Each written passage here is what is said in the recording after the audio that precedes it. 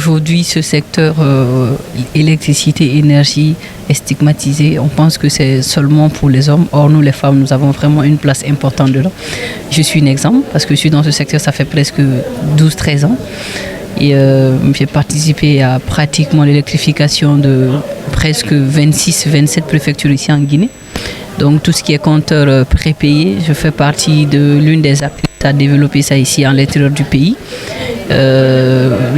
Tout ce qui est barrage, les centrales thermiques, c'est-à-dire via les groupes électrogènes.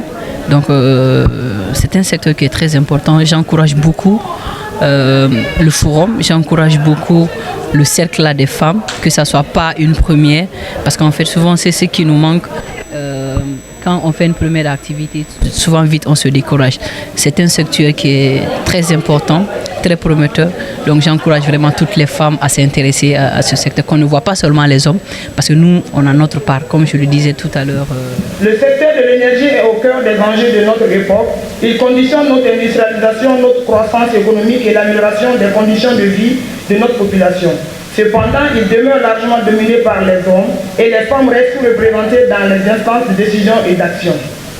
Face à ce constat, notre engagement est clair. Il est impératif de promouvoir l'inclusion des femmes dans ce secteur stratégique en leur offrant les formations, les opportunités et les soutiens nécessaires pour qu'elles puissent pleinement contribuer à la transition énergétique de notre pays.